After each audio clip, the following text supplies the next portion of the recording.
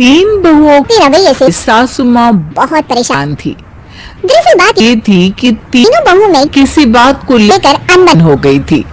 तब से ही तीनों एक दूसरे से मुंह फुलाए रहती थी, ना कोई सीधे मुंह किसी से बात करती, ना किसी का कहना मानती। पड़ोसी भी इस बात को जानते थे और जाने कैसे कैसे बातें भी करते। इसलिए सासू माँ ने तीनों बहुओं को तुरंत अपने कमरे में बुलाया। मैं कई दिनों से देख रही हूँ तुम तीनों अलग अलग सारे काम कर रही हो, ये अब नहीं चलेगा, तीनों को मिलकर ही काम करना पड़ेगा। सास की बात सुनकर एकदम से बड़ी बहू बोल उठती है, नहीं मम्मी जी, मैं इन दोनों के साथ कुछ नहीं कर सकती, मैं इस घर की बड़ी बहू हूँ, फिर भी ये मेरा कहना बिल्कुल नहीं मानती। अरे जेठानी जी, जानबूझकर मुझे डबल काम करवाती है आप, और छोटी मुझसे तेज मुझे बात करती है। इन दोनों के बीच हमेशा सैंडविच बन जाती है मेरी, और मैं हमेशा आलू की तरह बीच में मसली जाती हूँ। मम्मी जी, इन दोनों को लगता है कि मैं छोटी हूँ तो इनके पैरों तले दब जाऊंगी, लेकिन नहीं, मेरा भी उतना ही अधिकार है जितना इन दोनों का है। बड़ी आई दोनों मेरी चुगली करने के लिए, मुझे क्या समझ रखा है। तीनों बहू एक दूसरे से बहस करने लगती है और सास दोबारा ये देख कर टेंशन में आ जाती है और सबसे कहती है, चुप हो जाओ, अब से तुम तीनों वो सारे काम एक साथ बात करोगी, आंख बंद करके एक दूसरे की बात सुनोगी। तुम तीनों इस बात को गांठ बांध लो, वरना अगली छुट्टियों में तुम्हारा अपना मायके जाना कैंसिल। सास की बातें सुनकर डर के मारे तीनों हामी भरती है। जी मम्मी जी, मैं समझ गई। हाँ मम्मी जी, जैसा आप कहें आप जो कहेंगे मैं वही करूंगी। तीनों बहू सास की बात को गांठ बांध लेती है और वादा करती है कि अब से सारे काम वो तीनों एक साथ मिलकर ही करेंगी। ये सब देख कर सास खुश हो जाती है और वहाँ से चली जाती है। नीचे जाकर वो देखती है कि घर में शर्मा जी आए हुए होते हैं। सास जोर से आवाज लगाकर कहती है, अरे बहू, जरा चाय बनाकर पिलाना, शर्मा जी आए हैं। सास की बात सुनकर तीनों बहू तुरंत किचन की ओर भागती है और चाय बनाना शुरू कर देती है।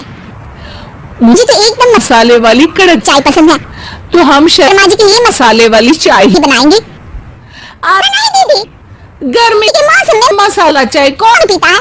मैं तो शर्मा जी के लिए इलायची वाली चाय ही बनाऊंगी। ये कैसी बात कर रही हैं आप दोनों? मेरी मम्मी ने सिखाया है कि मेहमान को ज्यादा दूध और शक्कर वाली चाय देनी चाहिए, वरना वो घर वालों को कंजूस समझते हैं। तो मैं तो शर्मा जी को ऐसी चाय दूंगी। तीनों बहुएं अपने अपने तरीके से चाय में शक्कर, मसाला, पत्ती सब डाल देती है। उबलने के बाद तीनों मिलकर चाय बाहर लेकर जाती है और शर्मा जी और सासू माँ को देती है।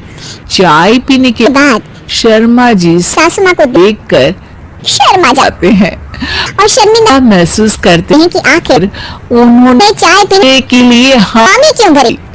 सासू माँ भी चाय पीना शुरू करती है और कहती है, अरे बहू ये कैसी चाय बनाई है? चाय है क्या मीठी दूध की बासुंदी? चाय अच्छी नहीं लगी क्या?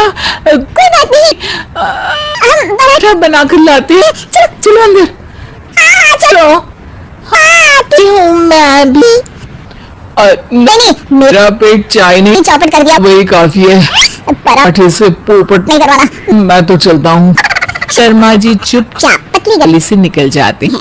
अगले दिन सास बहुओं से कहती है, अरे बहू जाओ जाके ऊपर की गेस्ट हाउस की सफाई कर दो, कल हमारे यहाँ मेरे दूर के रिश्तेदार आने वाले हैं, तो पूरे कमरे को चमका देना, समझी?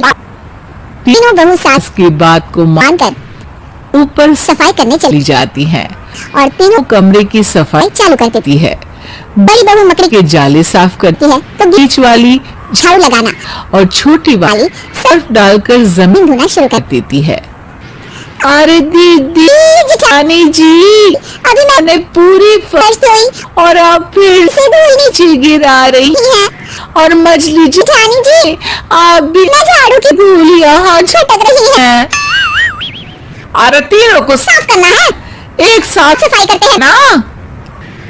वही तो हम साथ साथ हैं, घर साफ साफ है।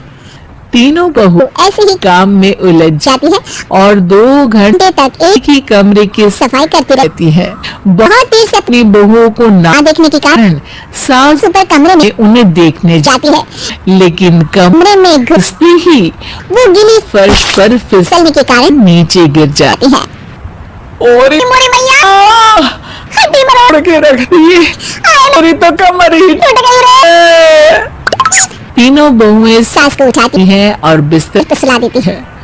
अरे मेरे हाथ पैर दर्द कर रहे हैं, दबा दो, आराम मिलेगा।